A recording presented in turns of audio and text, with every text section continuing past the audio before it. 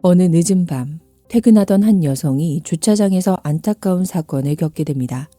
범행 당시의 모습이 CCTV에 찍히긴 했지만 흐릿한 화질 탓에 경찰은 결정적인 단서를 찾는 데 큰 어려움을 겪었죠. 마치 한 편의 영화처럼 얽히고 설킨 진실, 미지의 미스터리 수첩 지금 시작합니다. 사건이 발생한 오리온은 미국 미시간주 남동부 오클랜드 카운티에 위치한 특별자치구역입니다. 총 면적은 약 93제곱킬로미터, 인구는 약 3만 8천 명 정도의 평화로운 곳이죠. 이 특별자치구역이라는 것은 미시간주에만 있는 특수한 형태의 지방정부로 일반 마을보다 훨씬 더 많은 자치권을 행사할 수 있습니다. 주내 1200개가 넘는 도시와 마을 중 139곳만이 이 자격을 가지고 있죠. 시립서비스기관을 설립할 수 있고 부채를 발행하거나 대출을 받을 권리도 있지만 세금을 징수하려면 유권자들의 투표를 거쳐야 하는 특징이 있습니다. 1999년 10월 4일 월요일, 저녁 8시가 조금 넘은 시각이었습니다. 오리온 경찰서에 다급한 신고 전화가 걸려오는데요. 전화를 건 사람은 극도로 당황한 목소리의 여성이었는데 그녀는 주차장에서 자신의 동료 게일이 심각한 상태로 쓰러져 있는 것을 발견했다고 말했습니다.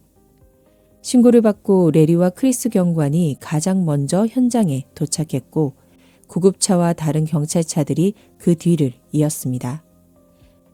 구급대원들이 그녀를 살리기 위해 필사적인 노력을 기울였지만 안타깝게도 게일은 결국 세상을 떠나고 말았습니다.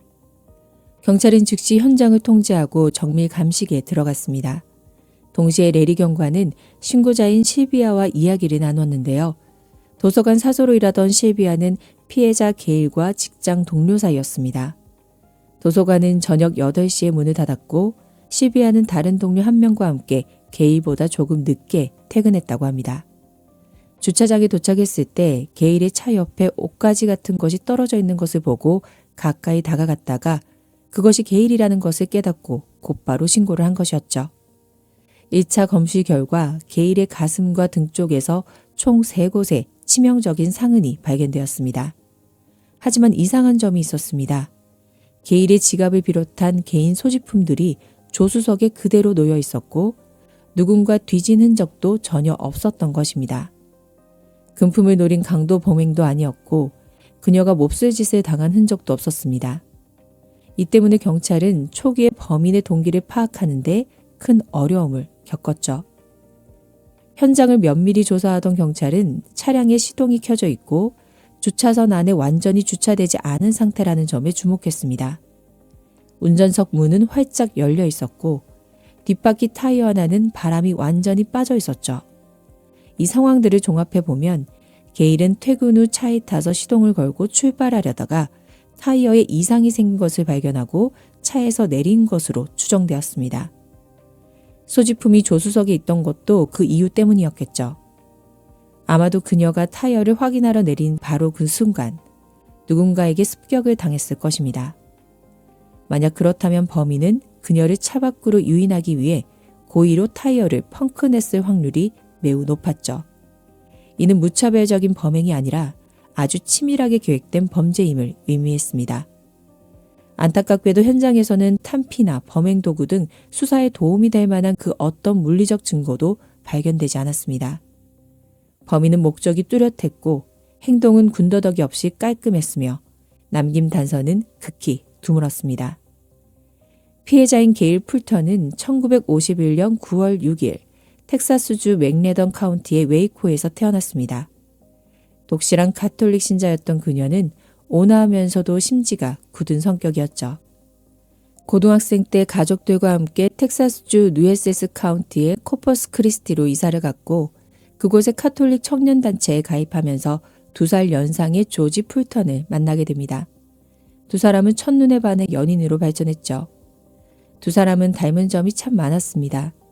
학교 성적도 아주 우수했고 친구들과 선생님들에게도 늘 사랑받는 학생들이었습니다.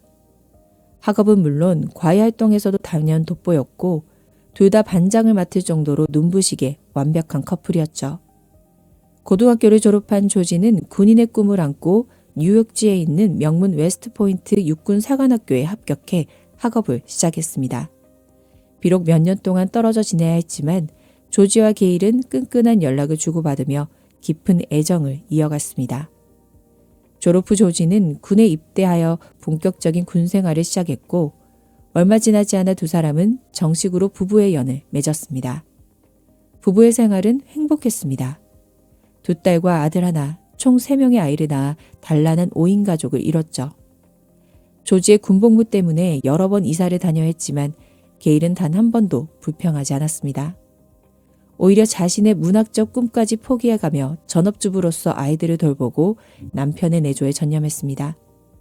아이들에게 따뜻하고 안전한 환경을 만들어 주었고 가족 모두가 그녀의 사랑과 헌신을 느낄 수 있도록 최선을 다했죠.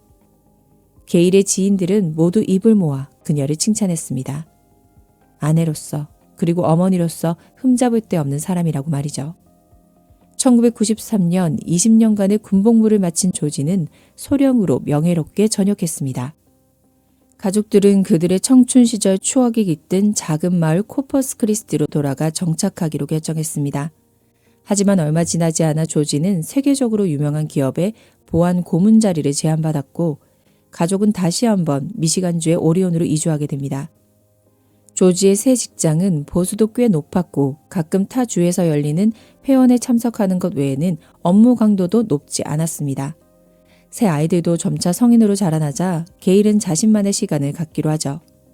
도서관 특유의 고요한 분위기를 사랑했던 그녀는 도서관에서 일하기 시작했고 그곳에서 평온함과 만족감을 느꼈습니다. 물질적으로나 정신적으로나 모든 것이 완벽해 보이는 평화로운 가정이었죠. 사건 수사 초기 경찰은 말 그대로 오리무중 상태였습니다. 게일의 삶은 직장과 집을 오가는 것이 전부일 만큼 단순하고 규칙적이었습니다. 성품도 착하고 겸손해서 그녀를 아는 모든 사람들은 누가 그녀에게 이런 끔찍한 짓을 저질렀는지 상상조차 하지 못했죠. 하지만 범인은 게일의 동선은 물론 그녀의 차가 주차된 위치까지 정확히 알고 있었습니다. 아주 분명한 목적을 가지고 있었던 겁니다. 보통 여성 피해자 사건의 경우 경찰은 가장 먼저 남편이나 남자친구를 조사합니다. 그래서 레리 경관은 남편 조지를 가장 먼저 불러 신문했죠. 그런데 조지의 태도가 조금 이상했습니다. 아내를 잃은 사람치고는 너무 차분했고 크게 슬퍼하는 기색도 없었죠. 그는 레리 경관이 왜 자신을 부르든지 잘 알고 있다는 듯 질문에 답할 때 오히려 짜증을 내기도 했습니다. 그는 아내와 항상 사이가 좋았고 절대 아내를 해치지 않았다고 주장했습니다. 사건 당일 밤의 행적을 묻자 내내 집에 있었다고 답했고 17살 된 막내 아들 제시도 이를 증명해 주었습니다. 겉보기엔 조지에게 범행의 기회가 없었지만 그렇다고 용의선상에서 완전히 배제할 수는 없었죠.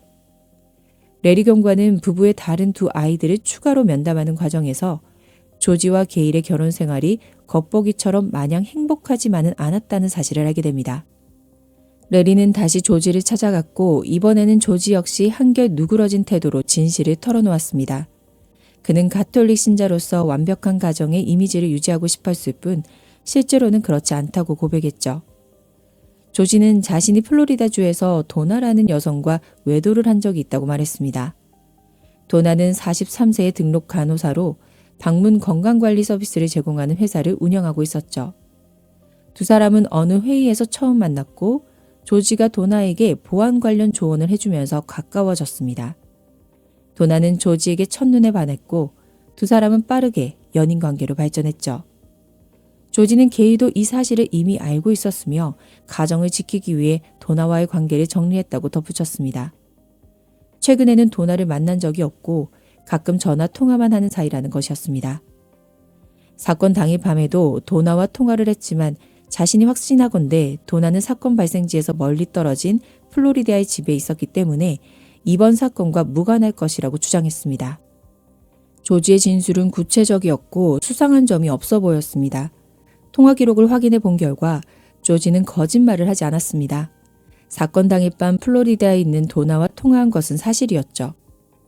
경찰은 조지와 도나를 범행과 연결지을 직접적인 증거를 찾지 못하자 수사 방향을 수정하기로 합니다.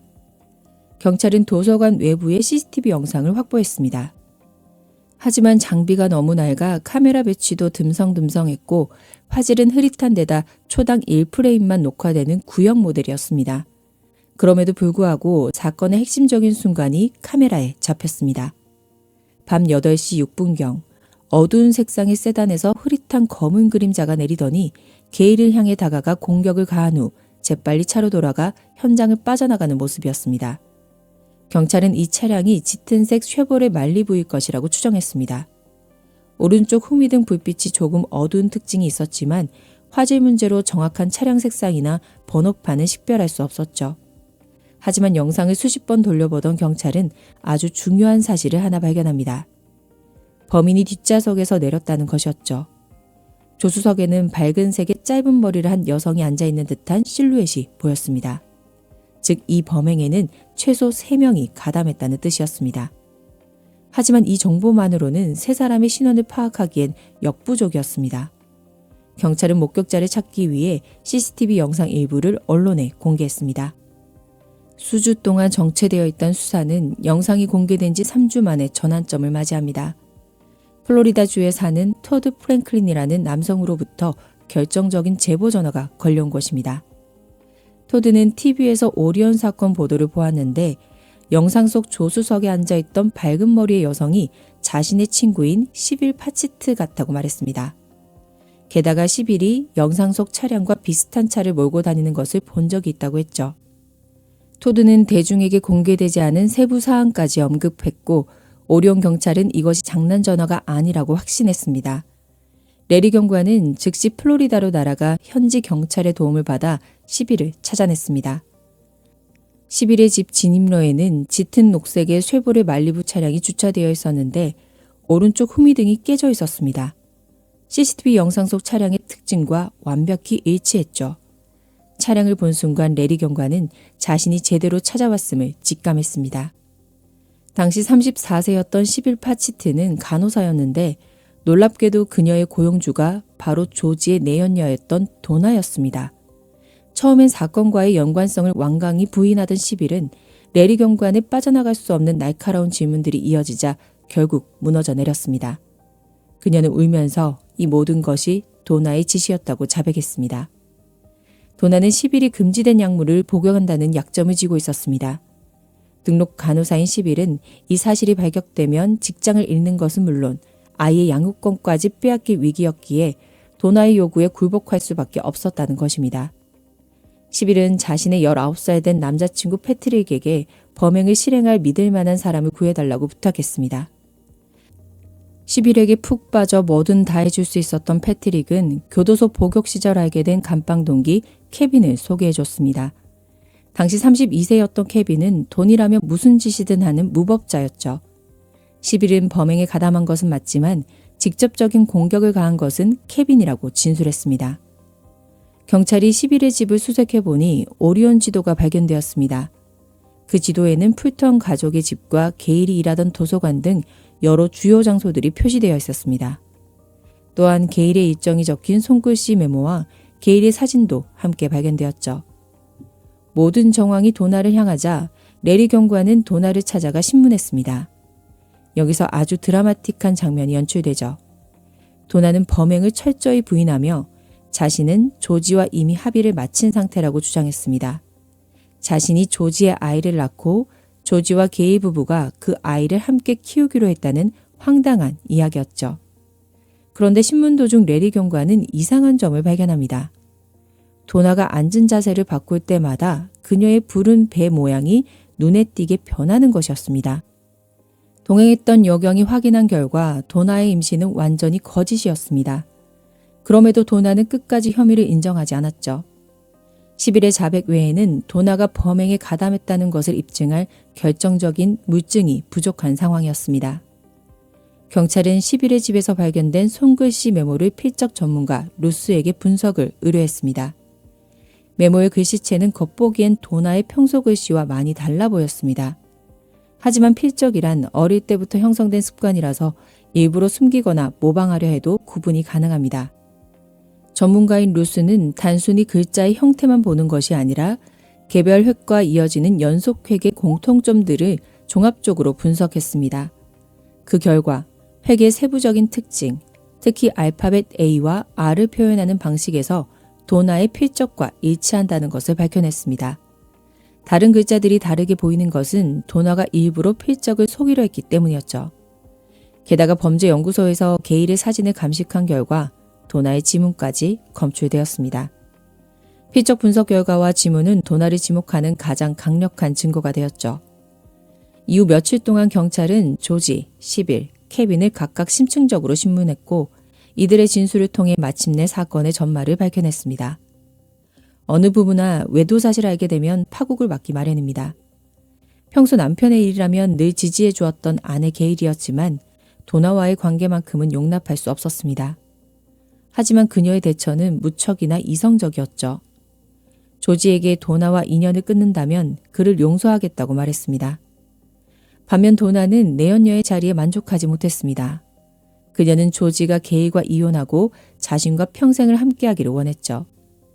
조지는 자신의 행동이 도덕성에 어긋나고 카톨릭 신자로서의 신념에도 위배된다는 것을 깨닫고 도나를 떠나 가정으로 돌아갔습니다. 그러자 며칠 뒤 조지는 시빌로부터 전화를 받게 됩니다. 도나가 임신을 했고 심지어 불치병까지 걸렸다는 소식이었습니다. 도나는 조지가 자신에게 돌아와 주기를 원했죠. 조지는 플로리다로 향했습니다. 그런데 혼자가 아니라 아내 게일과 함께였죠. 예상치 못한 상황에 도나는 무척 당황했습니다. 조지와 게일 부부는 이미 상의를 마친 상태였습니다.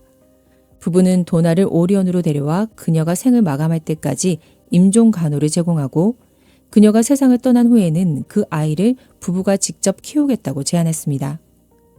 심지어 도나가 머물기 좋은 환경의 집을 몇 군데 알아봐 놓고 선택하라고까지 했죠. 하지만 사실 도나는 임신도 하지 않았고 병에 걸리지도 않았습니다. 부부의 관대한 제안은 도나가 원했던 결과가 아니었죠. 연적이었던 게일과 마주해야 했고 그들의 호의를 억지로 웃으며 받아들여야 했던 이 상황은 도나에게 엄청난 굴욕감과 분노를 안겨주었습니다. 가짜 임신으로 남자를 조종하려 했던 여자는 목적을 위해서라면 어떤 짓이든 할 수 있었습니다. 그리고 그녀가 선택한 다음 행동은 바로 게일을 영원히 치워버리는 것이었죠. 도나는 10일의 금지 약물 투약 사실을 쥐고도 그녀를 해고하지 않고 있었습니다. 이런 사람이야말로 자신의 은밀한 목적을 위해 써먹기 좋다는 걸 알고 있었던 겁니다. 조지와 헤어진 후 도나는 10일에게 게일을 처리하라는 중요한 임무를 맡겼습니다. 대가로 $20,000를 주기로 했고 범행 도구까지 직접 제공했죠. 10일은 남자친구 패트릭을 통해 케빈을 소개받았고 $5,000의 보수를 주며 케빈에게 실행을 맡겼습니다. 도박꾼이었던 케빈에게 $5,000는 무시할 수 없는 큰 돈이었죠. 그는 자신과 피해자가 서로 알지 못하는 사이니 범행 후에도 경찰의 추적을 피할 수 있을 거라 자만하며 기꺼이 임무를 수락했습니다. 사건 당일 밤 패트릭이 운전하는 짙은 녹색 말리부를 타고 10일과 케빈은 게일이 일하는 도서관으로 향했고 게일의 차 근처에서 대기했습니다. 케빈은 범행에 쓸 충분한 시간을 벌기 위해 미리 게일 차의 타일을 정교하게 펑크내는 치밀함을 보였죠. 이제 3명의 용의자 진술이 모두 도나를 지목하고 있었지만 도나는 여전히 범행을 부인했습니다. 2000년 4월 패트릭 알렉산더는 검찰과 유죄 인정 합의를 맺고 다른 3사람에 대해 증언하기로 동의하며 2급 중범죄 혐의를 인정했습니다. 패트릭은 결국 징역 40년형을 선고받았고 22년간 가석방이 금지되었습니다. 2000년 12월 도나 트라마티의 재판이 오리온 법원에서 열렸습니다. 그녀는 법정에서도 약물 중독자나 노숙자 등 다른 누군가가 게일을 해친 것이라며 끝까지 혐의를 부인했죠. 하지만 배심원단과 판사는 그녀의 말을 믿지 않았습니다. 판사는 사람은 선서를 하고도 거짓말을 할 수 있지만 증거는 거짓말을 하지 않는다고 일침을 가했습니다. 결국 도나 트라파니는 1급 중범죄 및 공모 혐의로 가석방 없는 종신형을 선고받았습니다. 2001년 1월 11파치트 역시 1급 중범죄 혐의로 가석방 없는 종신형에 처해졌습니다. 그녀는 도나와 함께 미시간주 입실란티 여성교도소에 수감되어 복역하게 되었죠. 같은 해 4월 케빈 오울렛은 1급 중범죄 혐의로 40년형을 선고받았으며 23년간 가석방이 제한되었습니다. 조지는 4번의 재판에 모두 증인으로 출석했지만 경찰 조사 결과 범행에 가담한 흔적이 전혀 발견되지 않아 아무런 기소도 당하지 않았습니다. 패트릭과 케빈은 미시간주 카슨 주립교도소에 수감되어 복역하다가 재판 기록에 따르면 각각 2003년 5월 31일과 2004년 5월 1일에 가석방되었습니다. 남편의 배신을 용서하고 내연녀까지 품으려 했던 아내의 크고 따뜻한 마음. 하지만 안타깝게도 그 선의는 상대방의 끔찍한 질투심을 자극하는 비극의 불씨가 되고 말았습니다. 한 사람의 이기적인 욕망과 끝없는 거짓말이 가장 무고한 생명을 앗아간 결말은 우리에게 참 씁쓸하고 무거운 여운을 남깁니다. 오늘 이야기는 여기까지입니다. 구독과 댓글, 좋아요는 늘 큰 힘이 됩니다. 다음 시간에 뵐게요.